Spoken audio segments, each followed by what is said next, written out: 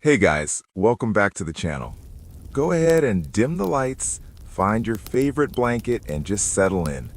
Tonight, we're going to spend a very long time wandering through the dark, damp tunnels of Lower Silesia.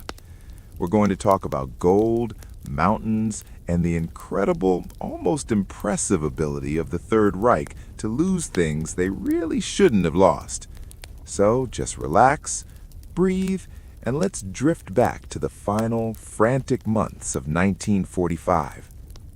The story of the Nazi gold train, or the ghost train as the locals like to call it, is one of those legends that just refuses to go to sleep, much like us tonight.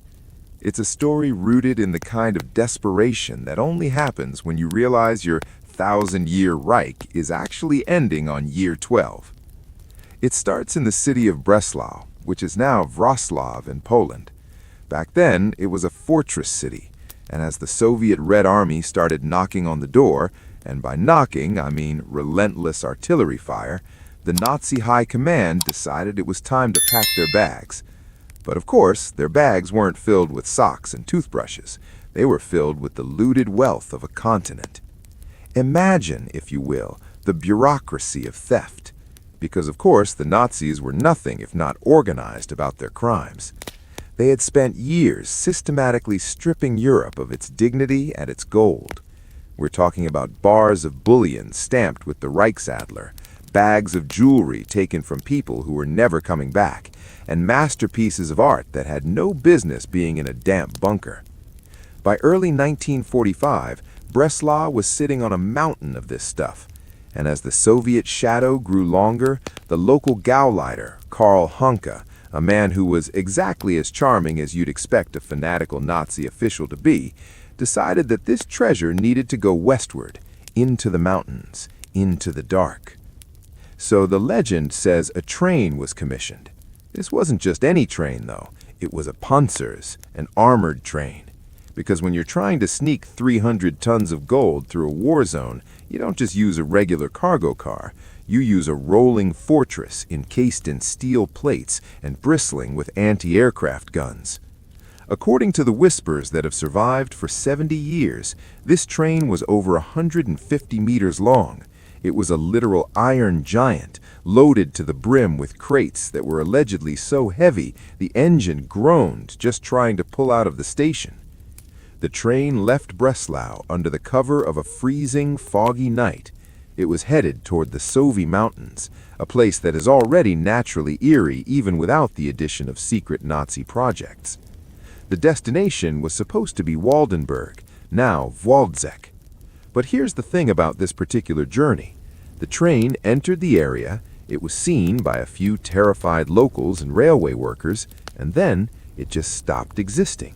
It didn't arrive at the next station, it didn't crash, it didn't get blown up by a Soviet tank, it just glided into the mist of the mountains and became a ghost.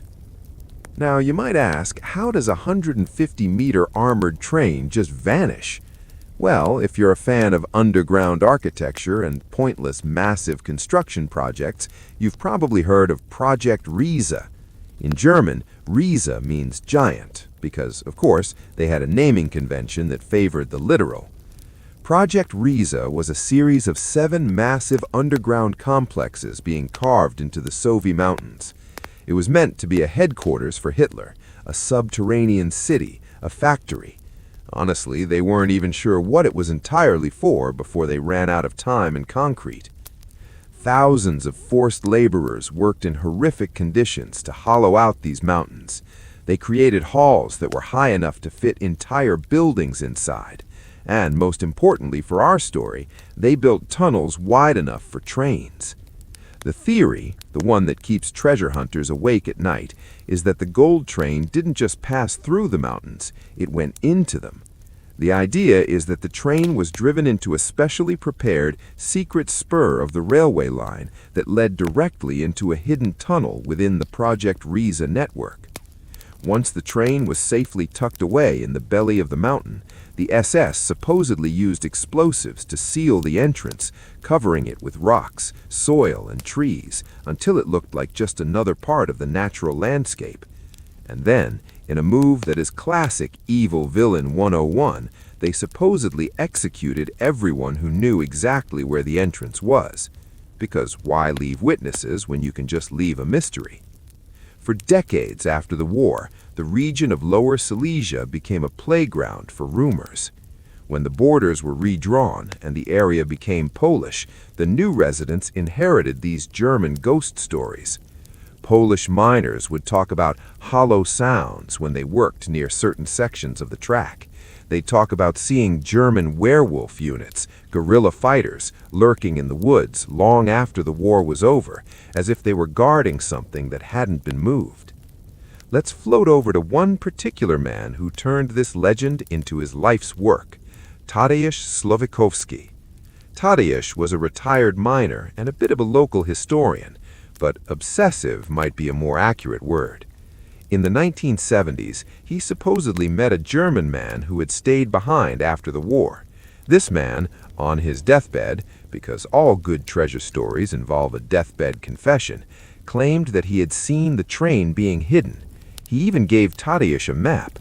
Of course, the map was vague, because why make it easy? Tadeusz spent the next 40 years walking the tracks near the 65th kilometer of the Wrocław-Walbzik line. He measured things, he studied the soil, he talked to anyone who would listen. He was convinced that the train was sitting right there, just a few meters beneath the embankment, waiting for someone with enough patience to find it. The local authorities, of course, treated him like a bit of a crank. Oh, there goes Tadeusz again, looking for his imaginary gold. But he didn't care. He had that specific kind of stubbornness that you only find in people who believe they're sitting on $1 billion secret. Then we fast forward to 2015. This is when the legend stops being a local quirk and becomes a global explosion. Enter Piotr Koper and Andreas Richter. One is Polish, one is German, a perfect duo for a historical mystery. They claimed they had done what Tadeusz couldn't. They didn't just have a map, they had technology. They had ground-penetrating radar, GPR, and they claimed their scans showed a massive metallic anomaly buried deep underground near that famous 65th kilometer marker. When they went public, the world went absolutely wild. You had news crews from CNN and the BBC descending on this tiny, sleepy Polish town. Suddenly, the ghost train was the most famous train in the world. Even the Polish deputy culture minister got caught up in the hype, saying he was 99% sure the train existed after seeing the radar images. Because why be cautious when you can be 99% sure of $1 billion treasure? But as the cameras rolled and the treasure hunters started sharpening their shovels, the reality of the situation started to settle in. Digging for Nazi gold isn't like a movie. You have to deal with bureaucracy, environmental permits, and the very real possibility that the Nazis, not being great losers, might have booby-trapped the whole thing with 70-year-old explosives that were now very, very unstable. As we move deeper into the night, we'll look at what happened when the shovels finally hit the dirt. But for now, just imagine that train sitting in total darkness for 70 years. The air inside those cars is stale and cold. The gold is still there, gleaming in the dark, surrounded by the silence of the mountain. It's a quiet, heavy kind of secret. Let's take a moment to breathe and think about the sheer absurdity of it all. The crates of stolen jewelry, the paintings by masters who never intended their work to be buried in a hole, and the secret documents that might explain things we still don't understand. It's all just sitting there. Or maybe it's not. Maybe the mountain is just a mountain, and the anomaly on the radar was just a trick of the light and the soil. But that's the beauty of a ghost story, isn't it? As long as we haven't found it, it can be anything we want it to be. It can be 300 tons of gold, or it can be a hollow space filled with nothing but dust and disappointment. In the next part, we'll talk about the frenzy of the dig, the legal battles that made everyone grumpy, and the strange lingering details that suggest that even if this train wasn't there, something else might be. But for now, just let your mind drift through those dark tunnels. The walls are damp, The air is still. Everything is quiet, just like it has been since 1945. We're just getting started. There's so much more to wander through. Just stay relaxed, stay sleepy. We have all night. So we left off with the world watching a small patch of grass in Poland like it was the moon landing. It's August 2016, and the heat in Wałbrzych is thick, matching the tension in the air. Piotr Koper and Andreas Richter are finally standing there with their heavy machinery. They've spent months fighting through the kind of paperwork that would make a medieval tax collector weep, but they finally have the permits to dig. Imagine the scene. You have massive yellow excavators, a team of guys in high-visibility vests, and a crowd of reporters from every corner of the globe. Everyone is waiting for that first clink of metal against metal. The theory was that the train was buried under a collapsed tunnel at the 65th kilometer of the railway line between Wrocław and Wałbrzych. The radar had shown a long, straight shape. It looked like a train. It smelled like a train. It definitely cost as much as a train to investigate. The digging started with such optimism. They weren't just looking for gold, you see. They were looking for validation. Validation for Tadeusz Słowikowski, who was watching from the sidelines, and validation for every local who had been called a conspiracy theorist for the last 70 years. They dug one trench, then another. They went down 6 meters, then 8, then 10. And what did they find? Well, they found dirt. A lot of very old, very heavy Polish dirt. They found some rocks. They found some clay that apparently can look a lot like a metallic object on a radar screen if you want it to badly enough. It turns out that the 99% certainty of the government officials was perhaps a bit optimistic. It's a classic historical trope, isn't it? The more you want something to be true, the more the ground seems to conspire against you. But let's not be too cynical yet, because while they didn't find a 150-meter armored train filled with gold bars, they did find something interesting. They found evidence that the ground had been disturbed. They found some pieces of porcelain, some old tools, and the realization that the geography of the mountain didn't quite match the official maps. It was like the Nazis had played a giant game of shell game with the landscape itself. Let's float over to the psychology of a treasure hunter for a moment. It's a very specific kind of madness, isn't it? When Koper and Richter didn't find the train in the first week, did they pack up and go home? Of course not. They doubled down. They argued that they just hadn't dug deep enough, or that they were a few meters to the left. Because in the world of lost Nazi gold, the treasure is always just a few meters further. It's a perpetual carrot on a very long, very expensive stick. While the world was busy staring at a hole in the ground in Wałbrzych, we should probably talk about what was happening elsewhere in the Sowie Mountains. Because as we mentioned, the gold train is just one part of the Projekt Riese mystery. And Riese is very real. You can go there today and walk through the tunnels. They are cold, they are dripping with groundwater, and they are utterly massive. The Nazis used thousands of prisoners from the Gross Rosen concentration camp to carve these tunnels. It was a brutal, pointless waste of human life. And for what? Some historians think it was meant to be a nuclear research facility. Others think it was a massive underground headquarters for the top brass. But the most Histovia theory is that it was simply a giant paranoid panic room for a regime that knew the end was coming. There's something deeply ironic about the Nazis. They spent so much time obsessed with purity and strength, yet they ended their days like rats burrowing into the mud, trying to hide their stolen lunch money from the neighbors.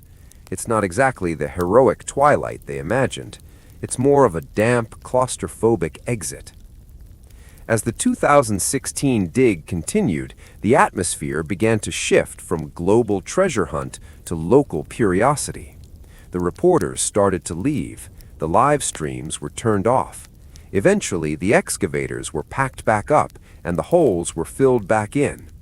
Koper and Richter had spent a small fortune of their own money, and all they had to show for it were some interesting soil samples and a very large bill. But here's where the story gets sleepy and strange again. If the train isn't at the 65th kilometer, where is it? Because the historical records from the Reich Bank in Wrocław do show that a massive amount of gold went missing. They didn't just misplace 300 tons of bullion like a set of car keys. It went somewhere. Maybe it wasn't one big train. Maybe it was 10 small trucks. Maybe it was moved in the middle of the night to a different bunker that hasn't been mapped yet. There were over 200 secret Nazi facilities documented in Lower Silesia alone, and many of them were systematically blown up or flooded by the SS before the Soviets arrived. Think about that for a second. Somewhere beneath the roots of an old oak tree or under a quiet Polish meadow, there could be a room, and in that room there are crates. The wood of the crates is rotting now, turning into a sort of dark mulch, but inside, the gold doesn't rot. It doesn't care about the war or the passing of decades. It just sits there, heavy and indifferent, waiting for a flashlight that might never come. Let's talk about the gold of the Sudetenland. After the war, the Polish government and the Soviets spent years trying to track down the loot. They found some of it, sure. They found caches of art in salt mines and gold bars hidden in forest huts. But the big one, the legendary transport, always remained just out of reach. It became the ultimate cold case. Let's float back to Tadeusz Ślązikowski. After the 2016 failure, people expected him to be disappointed, but he just shrugged. He'd seen experts come and go for 40 years. To him, the failure of one dig didn't mean the train wasn't there. It just meant they hadn't listened to him closely enough. There's a certain peace in that kind of conviction. It gives your life a rhythm. Every morning you look at the mountain, and the mountain looks back, and you both know a secret that the rest of the world is too impatient to find. It's a very quiet way to live. So, we've spent some time in the dirt of Wałbrzych, and we've realized that finding a ghost train is a bit harder than the brochures make it out to be. But let's float away from the 65th kilometer for a moment and look at the bigger picture. Because if the Nazis didn't put the gold on one big armored train, they certainly put it somewhere. And to understand the scale of what we're talking about, we have to talk about the Amber Room. If the gold train is the king of Nazi mysteries, the Amber Room is the queen. It was a gift from the King of Prussia to Peter the Great, an entire room made of amber panels, backed with gold leaf and mirrors. It was spectacular, it was priceless, and it was exactly the kind of thing the Nazis couldn't resist. In 1941, they dismantled it from a palace near St. Petersburg, packed it into 27 crates, and shipped it to Königsberg. And then, as the war ended, it vanished, just like our train. There are people who believe the Amber Room was actually loaded on that same ghost train in Lower Silesia. It's a bit like a historical crossover episode, because why have one mystery when you can have two for the price of one? The theory is that the treasure wasn't just bullion, it was the cultural soul of Europe, created up and hidden in a hole in the ground.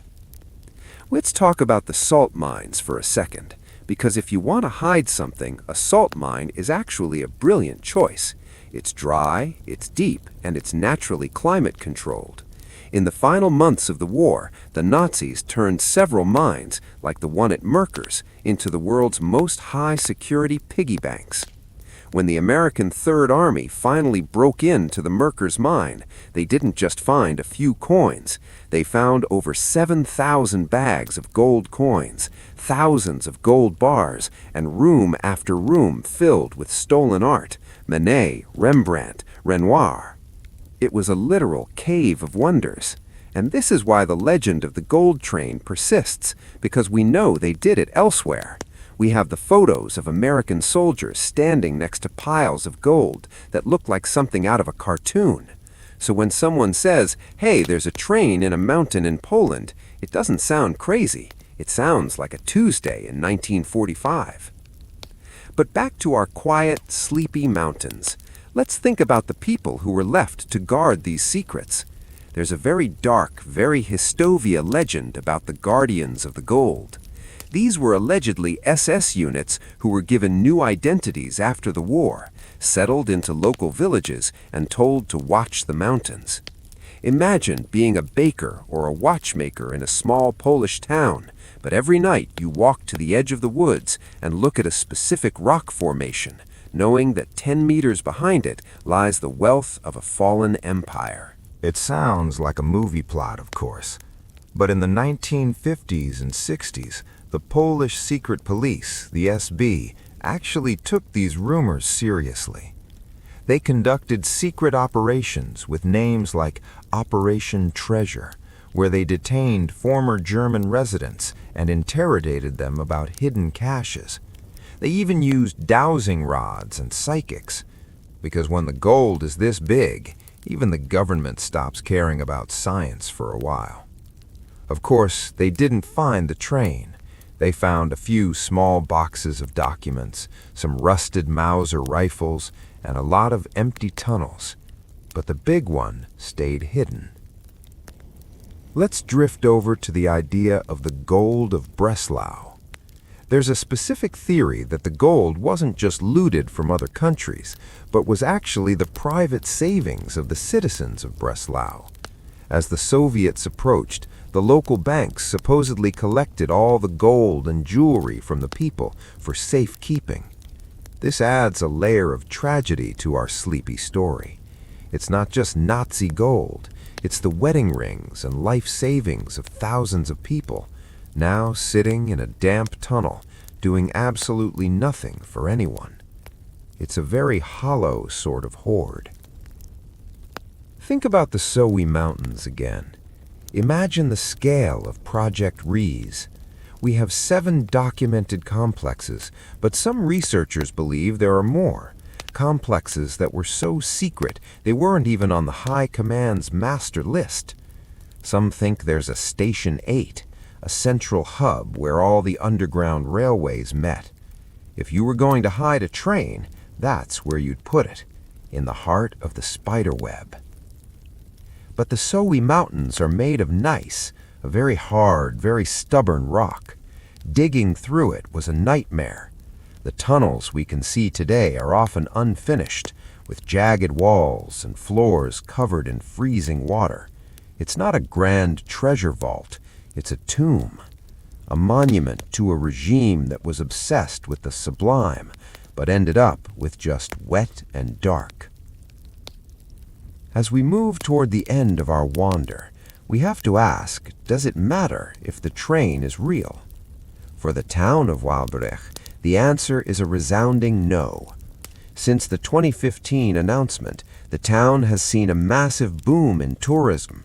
There are gold train mugs, gold train beer, and even gold train tours. The mystery has done more for the local economy than the actual gold ever could. It's a ghost that pays the rent. And maybe that's the most ironic part of all.